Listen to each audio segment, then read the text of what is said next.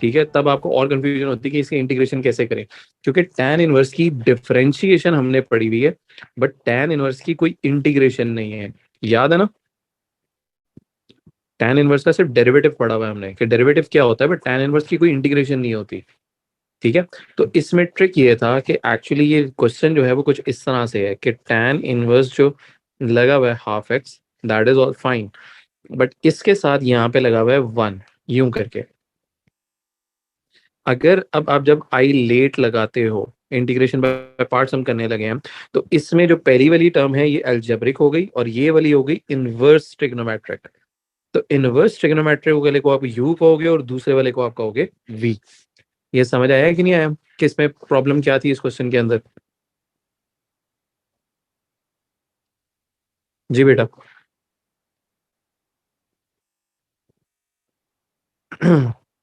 Okay, हाँ बताते जाओ बस साथ साथ, ताकि मुझे पता हो कि समझ आ गई। ओके, इसके बाद आपने क्या करना है कि हमें जब इंटीग्रेशन बाय पार्ट्स का अगर आप फॉर्मूला देखते हो, तो फॉर्मूला तो वही है, u integral v minus integral, और यूं करके अगर मैं ब्रैकेट के साथ करूं ताकि कंफ्यूजन ना हो, तो u derivative integral v. Okay, अब जब u का चाहिए हमें डेरिवेटिव, तो u का डेरिवेटिव अब देखो, आपको याद होगा tan इनवर्स की जो डिफरेंशिएशन होती थी 1/1 प्लस बॉक्स का स्क्वायर। अब यहाँ पे जो बॉक्स है वो 1/2x है, तो 1/2x होल स्क्वायर, और बॉक्स का ही डेरिवेटिव लेना है, तो 1/2x का डेरिवेटिव होता है 1/2। अब बेसिकली इसको हमने यूं नहीं छोड़ देना, आप थोड़ा सा इसे सिंप्लीफाई कर भी लो, जैसे 1/1 प्लस एक्स स्क्र ओवर 4, और यहाँ पे आ रहा है मल्टीप्लाई 1/2। ठीक है, अब जरा जब आप इस डिनोमिनेटर के एलसीएम की तरफ जाते हो, तो देखो जब आप, मैं यूं करके लाइन लगाई, डिनोमिनेटर कॉमन मेरा 4 हो गया, इधर आ जाएगा 4, इधर आ जाएगा प्लस एक्स स्क्र, और इधर रहेगा मल्टीप्लाई 1/2। अब इसे थोड़ा सा आप सिंप्लीफाई करते हो, तो ये जो बॉटम वाला 4 है, ये यहाँ टॉप के ऊपर आ जाएगा। जब ये टॉप के ऊपर आएगा तो इसे हम लिखेंगे 4/4 प्लस एक्स स्क्र इंटू 1/2। अब मुझे नजर आ रहा है ये 2 और 4 कैंसिल आउट हो जाएंगे, तो हमारा जो फाइनल आंसर बनेगा वो बनेगा 2/4 प्लस एक्स स्क्र। बताओ, ये यहाँ तक समझ आया कि नहीं आया। जी जी सर। बेटा। ओके, दूसरी चीज जो चाहिए थी वो हमें चाहिए थी इंटीग्रेशन ऑफ वी। अब 1 की इंटीग्रेशन होती है सिंपल एक्स, तो यहाँ पे मैंने लिख लिया एक्स, तो इसमें तो कोई कंफ्यूजन थी ही नहीं। अब मैं लगाता हूँ इंटीग्रेशन बाय पार्ट्स के फॉर्मूला में वैल्यूज बारी बारी। तो पहले हम लिखते हैं u, which is tan inverse half x. आगे है integration of v, integration of v है हमारे पास x माइनस इंटेग्रल u का जो डेरिवेटिव था वो था 2/4 प्लस एक्स स्क्र, और आखिरी की integration of v, integration of v थी x, तो वो मैं येलो में यूं करके लिख रहा हूँ इस तरह से। ओके, ये वाला जो x बेटा ये वाला लिखा हुआ है ना, इसको मैं सबसे शुरू में लिख लेता हूँ ताकि थोड़ी सी इक्वेशन ठीक हो जाए। x tan inverse half x, तो ये तो चीज होगी यहाँ तक। ओके, अब मुझे बताओ ये जो आगे वाला फ्रैक्शन है इसका सॉरी इसकी इंटीग्रेशन कैसे होगी।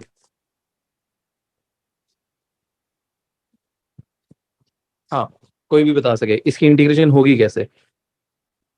बेटा ये देखो, सर मैंने लॉन्ग कहा लॉन्ग डिवीजन कह रहे हो, सर इम्प्रॉपर फ्रैक्शन है। क्या होगा सॉरी। सर इम्प्रॉपर फ्रैक्शन नहीं है। नहीं नहीं, इम्प्रॉपर कहाँ से है, ऊपर पावर छोटी है एक्स की, नीचे बड़ी है, तो ये प्रॉपर फ्रैक्शन है। बेटा इसमें ये देखो, नीचे का डेरिवेटिव, मैंने कहा था जब भी ये फ्रैक्शन में होते हैं तो आप चेक कर लिया करो, नीचे का डेरिवेटिव क्या ऊपर पड़ा हुआ है, चेक करो। जी, डिनोमिनेटर का डेरिवेटिव क्या होगा, 2x 2x, और 2x is already in the numerator, तो इंटीग्रेशन होगी ln denominator which is 4 plus x square. अच्छा, अब यहाँ पे अपेरेंटली उसने लिमिट भी दी हुई है, तो लिमिट आपने नहीं भूलना कि अब यहाँ पे लिमिट भी जो अप्लाई होगी वो होगी 0 से लेके 2। अब आप वैल्यूज अप्लाई करो, पहले upper limit 2 tan inverse 2/2 minus ln 4 + 2 का स्क्वायर, ये हो गई मेरी सारी अपर limit, minus the lower limit 0 into tan करेंगे तो वो 0 ही रहेगा, और माइनस ln 4 प्लस 0 स्क्वायर करेंगे तो ये 4 रहेगा।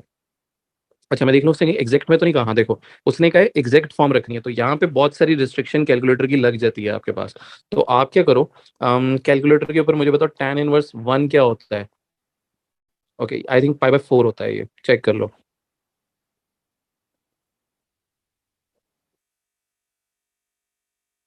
देख लो एक दफा। ओके, और ये आखिर में आ जाएगा प्लस ln 4। ओके अभी भी ये थोड़ा सा सिंप्लीफाई और हो सकता है, जैसे 2 और 4 कट गया तो ये तो पाई/2 रह गई टर्म, दैट इज फाइन। अब ये जो ln 8 और ln 4 है ना, इसको आपने क्या करना है, सबसे छोटी बेस में कन्वर्ट कर लेना है। Like what does it mean, 8 जो होता है वो 2 का क्यूब होता है, और 4 जो होता है वो 2 का स्क्वायर होता है। तो जब लॉग वाली प्रॉपर्टी करते हो तो ये बनेगा -2, सॉरी -2 लिख दिया मैंने, -3 ln 2 प्लस 2 ln 2। अब दोनों ये बन गई लाइक टर्म्स, दोनों आपस में सब्ट्रैक्ट हो रहे हैं, तो मेरा जो फाइनल आंसर बनेगा वो बनेगा पाई/2 -1 ln 2। This is suppose to be my final answer. तो आपने इसको डेसिमल में नहीं देना, ठीक है, डेसिमल में दोगे तो वो गलत हो जाएगा। अब देख के बताओ, ये 5 मार्क्स का क्वेश्चन है, ये इस तरह से करना है। बताओ इसमें कोई कंफ्यूजन, कोई चीज, कोई बात ना समझ आएगी। ओके, एक और ये क्वेश्चन करते हैं, 7 मार्क्स का एक ही पार्ट है, ठीक है, इसको हम सॉल्व करते हैं बैठ के, ठीक है। 7 का मतलब ये मुश्किल नहीं है, बट इट डज मीन कि इसमें वर्किंग जो है वो काफ़ी एक्सटेंसिवली रिक्वायर्ड होगी, तो इसको आपने ध्यान से करना है, लिमिट्स का ध्यान रखना है एंड एवरीथिंग, एंड देन देख लेना कि सिर्फ आप लोग समझ लो कि ये करना है किस तरह से।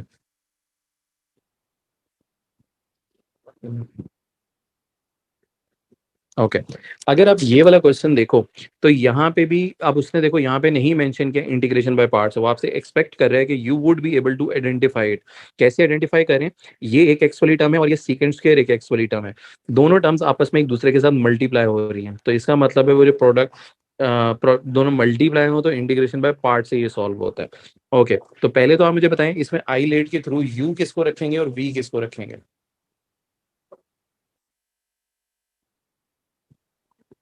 What is u and what is v. Sir, x is u and secant square x is very good, secant square x is we.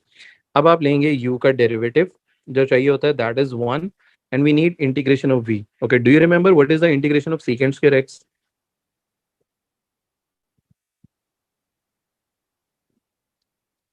Okay tan का जो डेरिवेटिव होता था that was secant square x, तो इस secant square x की integration हो जाएगी simple tan x। इसको आप यूं लिख लेंगे। ठीक हो गया यहाँ तक बेटा, देख लो अगर यहाँ तो कोई चीज नहीं समझ आई तो बताओ। ओके ये मेरा इंटीग्रेशन बाय पार्ट्स का फॉर्मूला है, वैल्यूज प्लग इन करते हैं और फिर हम देखते हैं कि हमारे पास क्या बचता है। तो u जो है वो x है, integration of v is tan x minus integral u का डेरिवेटिव इज 1, v की जो इंटीग्रेशन है that is tan x। Okay ये तो बन जाएगा x tan x minus integral tan x। अब आप मुझे बताओ tan x की मैंने कल बताया था इंटीग्रेशन कैसे होती है, याद है, what is the integration of tan x।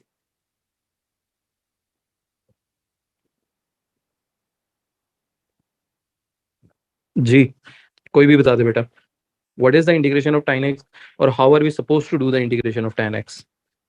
the integration sin cos x sorry क्या बोले, integration, sin x over cos x। बिल्कुल ठीक है। इसमें हम डिनोमिनेटर को, सॉरी डिनोमिनेटर कह रहा हूँ, tan x को हम चेंज करेंगे sin x over cos x के अंदर पहले, और उसके बाद अगर आप देखो आपके डिनोमिनेटर का जो डेरिवेटिव है, अगर वो न्यूमरेटर में पड़ा है तो ये ln वाली इंटीग्रेशन है, तो cos x का डेरिवेटिव होता है माइनस साइन। तो देखो बेटा माइनस लगाने के लिए एक माइनस आप इधर लगाओगे और एक माइनस आप इधर लगाओगे, ये ना कहना कि बार माइनस लगा हुआ है, ये ऑरेंज में जो माइनस है ये हमने जबरदस्ती इंट्रोड्यूस किया है, तो ये आपको खुद लगाना पड़ेगा। तो जब हम लिखेंगे तो ये कुछ बनेगा x tan x, ये वाले माइनस माइनस प्लस हो जाएंगे, और ये बनेगा ln denominator which is ln cos x। और यहाँ पे जो भी हमें लिमिट उसने क्वेश्चन के स्टार्ट में दी हुई थी वो हम लिमिट ले लेंगे, विच इज π/6 से π/3। तो इसे मैं लिख लेता हूँ π/6 to π/3। अब आप वैल्यूज सब्स्टिट्यूट करना शुरू करें। पहले अपर लिमिट सब्स्टिट्यूट करते हैं। So pi by 3 into 10 pi by 3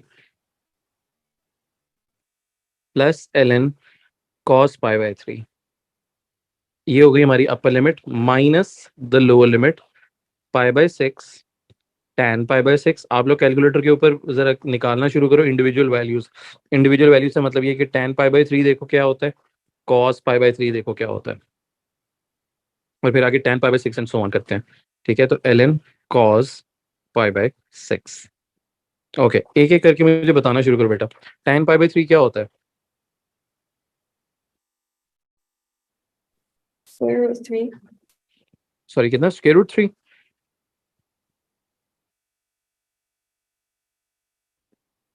okay, cos pi by 3 क्या होता है? 1/2. 1/2। ठीक है, तो इसको मैं लिख लेता हूँ ln 1/2 माइनस ब्रैकेट में, या ब्रैकेट ओपन करके लिखना शुरू कर देते हैं। तो ये pi by 6, tan pi by 6 क्या होता है? Square root 3/3. सॉरी, कितना? Square root 3/2, right? Over okay, 3. Square root 3/3। Okay, sorry. Okay, उसके बाद यहाँ माइनस आएगा because when you open the bracket तो ये माइनस बनेगा। cos पाई बाई 6 क्या आता है? Square root 3/2. Square root 3/2। Okay, ये ln के अंदर है, ln स्क्वायर रूट 3/2। ओके बेटा, अब थोड़ी सी हमें सिंप्लीफिकेशन करनी पड़ेगी। क्या बोला?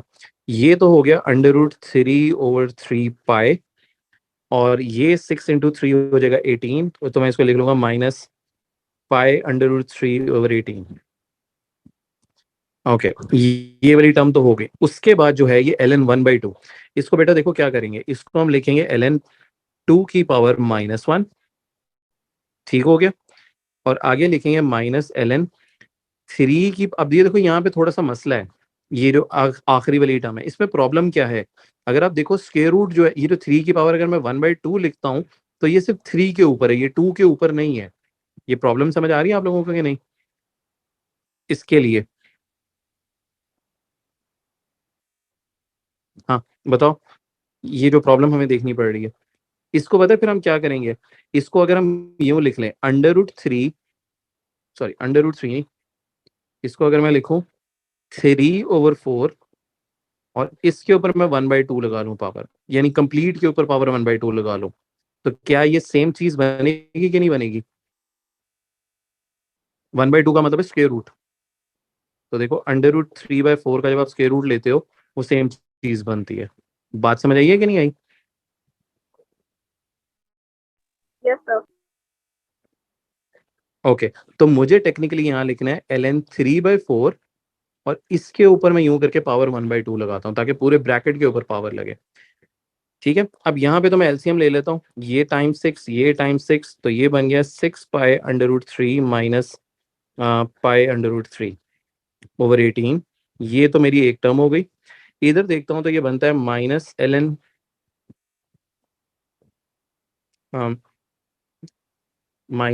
2, ये बनेगा -1/2 ln 3/4। ओके, तो ये तो मेरा ख्याल बन जाता है 5 pi √3/18। Okay, let me check the final answer, कि इसका फाइनल आंसर क्या है। ओके, ये हाफ ln 3 आता है एंड पे। हाँ, हाँ, ओके, इसमें हम ये कर सकते हैं, मुझे अभी समझ आया। ये देखो आप, ये जो आखिरी वाली टर्म है ना बेटा, इसमें देखो ये तो -ln 2 है, इसको मैं नहीं छेड़ता। अब ये जो माइनस हाफ है, इसके साथ ये लिख सकते हैं, जब लॉग की ये जो दो टर्म्स हैं आपस में डिवाइड हो रही होती हैं, तो इनकी दोनों जो टर्म्स हैं आपस में, लॉग्स की टर्म्स क्या हो रही होंगी? सब्ट्रैक्ट। यही प्रॉपर्टी पढ़ी थी हमने। हाँ, याद आया कि नहीं? Yes, sir. ठीक है, अब इसको थोड़ा सा और करें, मैं सारा नहीं लिख रहा, मैं सिर्फ ये चलो ब्रैकेट वाला पार्ट कर लेता हूँ। 1/2 ब्रैकेट में ln 3, और ln 4 को अगर मैं 2 स्क्वायर लिखूं तो ये बन जाएगा -2 ln 2। और जब इसको थोड़ा सा और ब्रैकेट ओपन करते हैं तो ये बनता है -ln 2 minus half ln 3 plus ln 2 बन जाएगा ये। तो और यहाँ एंड पे है 5 पाई√3/18। तो अगर अब आप नोट करो, आपकी ये ln2 की टर्म और ये ln2 की टर्म एक दूसरे से आपस में सब्ट्रैक्ट हो गई, तो आपका जो फाइनल आंसर बनेगा वो बनेगा 5 पाई√3/18 माइनस हाफ ln3। ये मेरा फाइनल आंसर होगा सारी सिंप्लीफिकेशन करने के बाद। Okay, let me look another question जो हम कर सकते हैं। ओके, हमने इंटीग्रेशन बाय पार्ट्स वाले हमने क्वेश्चंस कर लिए हैं, तो ऐसा करते हैं कोई सब्स्टिट्यूशन वाला ट्राई करें। Okay, actually rather than that मैं चाह रहा हूँ हम ये 20 वाला करें, मैं ताकि आपको दिखाना चाह रहा हूँ कि और क्या क्या चीज़ें जो हो सकती हैं।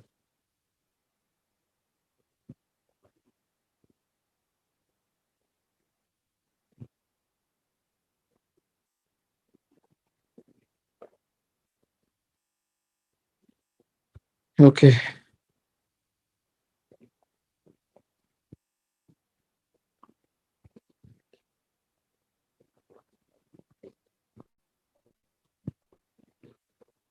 ओके, एक सेकंड देख लो, फिर मैं स्टार्ट करके आपको बताता हूँ कि आपने करना है। बताओ।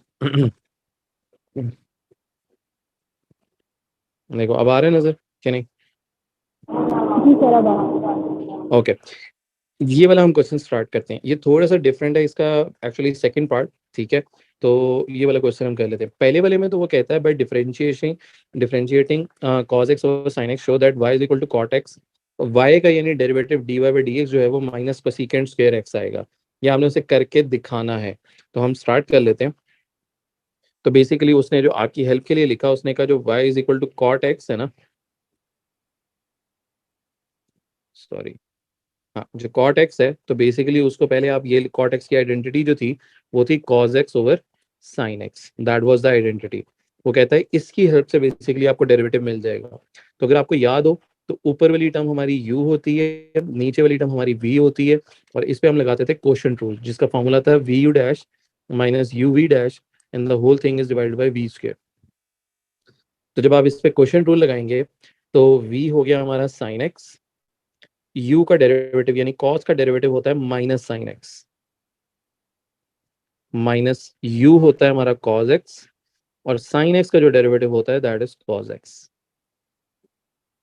And the whole thing is divided by v का स्क्वायर, मींस sin x का स्क्वायर करना। तो इसको मैं लिख लेता हूँ sin स्क्वायर x। अब जब हम थोड़ी सी आइडेंटिटीज लगाते हैं, तो ये बनता है माइनस साइन स्क्वायर एक्स, और ये बनता है minus cos square x, and the whole thing is divided by sine square x. अगर मैं ऊपर वाली टर्म में से माइनस कॉमन निकाल लूँ, तो ब्रैकेट में रह जाएगा sine square x plus cos square x, and the whole thing is divided by sine square x. अब ये जो न्यूमरेटर है, ये बेसिकली मेरी आइडेंटिटी थी जो हमने एस में पढ़ी थी, कि sine square plus cos square होता है 1। तो ये बनेगा -1 ओवर साइन स्क्वायर एक्स, और 1 ओवर साइन स्क्वायर जो एक्स होता है वो बेसिकली कोसिकेंड के बराबर होता है। तो माइनस को हमने बाहर ही रखा, और 1 ओवर साइन स्क्वायर एक्स की जब आइडेंटिटी लगाई, तो वो बनी -1 ओवर कोसिकेंड स्क्वायर एक्स। समझ आया कि नहीं आया बेटा, किस तरह से करना था इसका पहला डेरिवेटिव? जी, यहाँ तक कोई क्वेश्चन?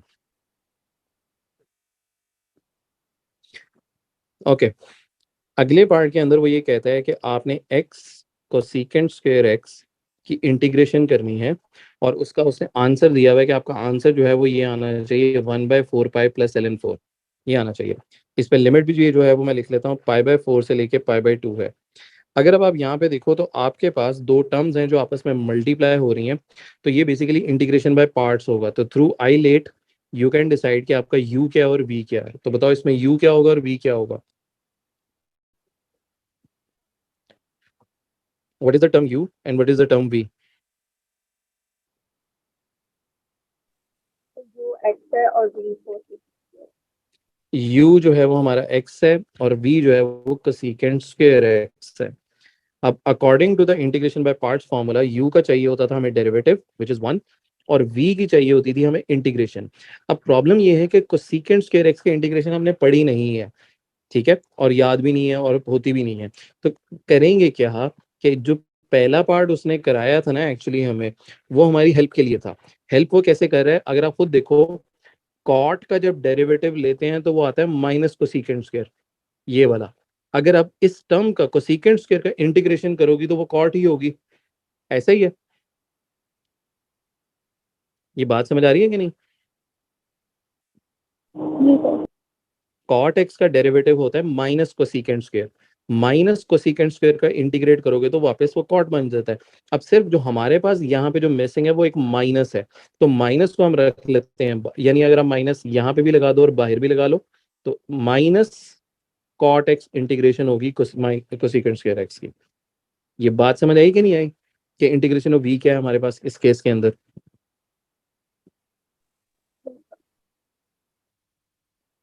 जी ओके। तो एक्चुअली बहुत सारे लोग यहीं पे ही फंस गए थे, उनसे इंटीग्रेशन बाय पार्ट्स स्टार्ट ही नहीं हो पाई, because they wouldn't be able to identify कि कोसेकेंट स्क्वायर एक्स की इंटीग्रेशन होती क्या है, ना फॉर्मूला शीट में है ना पढ़ी हुई है। इसीलिए उसने फर्स्ट पार्ट में बेसिकली करके दिखा दिया कि कॉट एक्स का जो डेरिवेटिव है वो तो वो कोसेकेंट है, तो वापस इनवर्स वापस इंटीग्रेट करोगे तो वो वही बनेगा। बहरहाल अब इसको हम इंटीग्रेट करते हैं, u integral v minus integral u का derivative integral v. Okay, now let's apply the values. u जो है वो हमारा x है, integration of v is basically minus cot x. Okay, minus integral u का derivative is 1 and integration of v is again minus cot x. Okay, bracket यूं कर लेते हैं, माइनस कॉट एक्स। ओके बेटा, इसको तो पहले मैं थोड़ा ठीक करके लिखता हूँ, यानी मैं इसको लिखता हूँ माइनस एक्स कॉट एक्स, और ये वाला माइनस और बाहर वाला माइनस मिलके मैंने उसे किया प्लस, और कॉट एक्स की मैं आइडेंटिटी लगा लेता हूँ जो साइन और कॉस के अंदर होती है। ठीक है, तो इसे मैं लिखता हूँ cos x divided by sine x.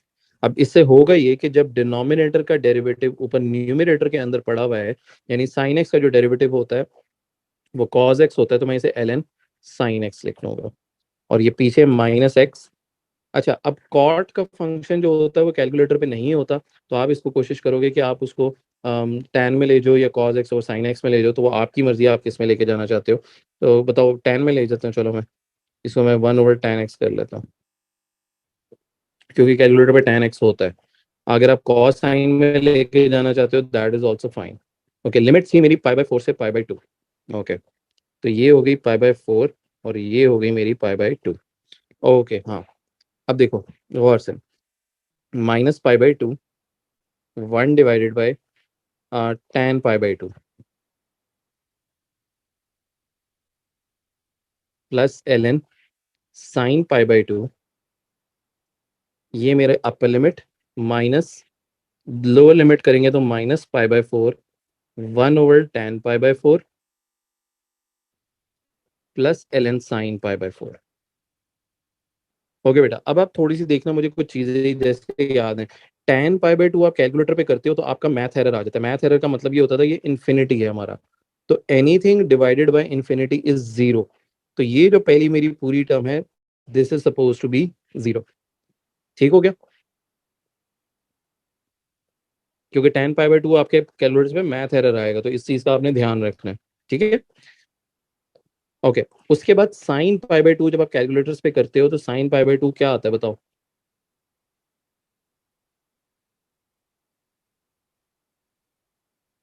हाँ, क्या आता है? 1। 1, बिल्कुल ठीक हो गया। उसके बाद जब आप ये ब्रैकेट ओपन करते हो तो ये माइनस माइनस प्लस हो जाता है और आगे वाली टर्म माइनस होगी, तो ये मैं साइंस चलो अभी आपके लिए लगा दिया। तो ये पहली टर्म तो मेरी यहाँ पाई/4 है, और tan पाई/4 जब आप कैलकुलेटर पे करते हो वो आएगा 1, करके देख लो 1/1 बन जाएगा ये। और इसी तरह आप लोगों ने मुझे फिर साइन पाई/4 का भी बताना है कि उसका आंसर क्या आता है साइन पाई/4 का।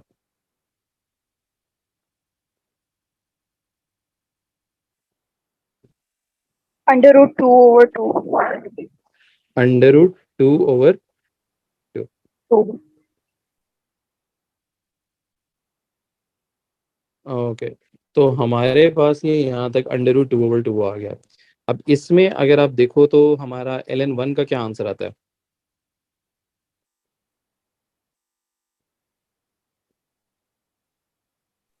0. ओके, ln1 वाली टर्म भी हमारी जीरो हो गई।